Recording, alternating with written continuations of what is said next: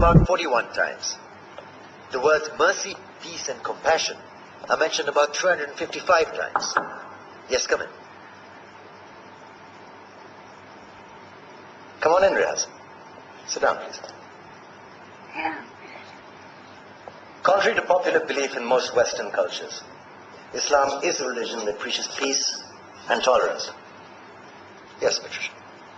If Islam truly is a religion that preaches peace, then how come the world's most troubled spots, the West Bank, Afghanistan, Pakistan, Iraq, they're all plagued with Islamic terrorism? Well, that depends on your definition of terrorism. Some might argue that the U.S. invasions of countries like Iraq and Afghanistan are also acts of terrorism. No, those were acts of war to get rid of despotic regimes. Or a means of getting at a country's oil. Conspiracy theories. Well, Yeah? Yes, please. Go ahead, Riaz. Mr. Khan is right. I mean, if we're talking about terrorists, the world's biggest terrorists are the white superpowers. Come on now. No, really, stop and think about it. Explain 9/11. Okay. Do you know how many people died in the Twin Towers strike? Around 3,000.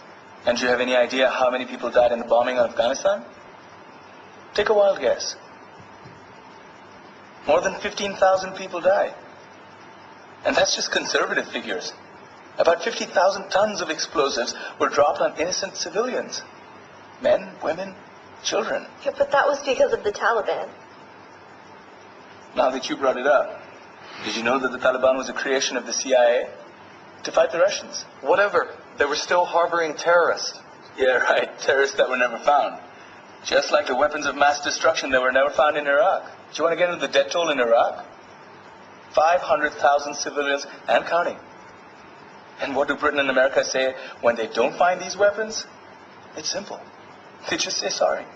And still refuse to relinquish control of these countries. What are you trying to say? What I'm trying to say is that just because you're American, wear a fancy suit, and call yourself the president, doesn't make you any less of a terrorist.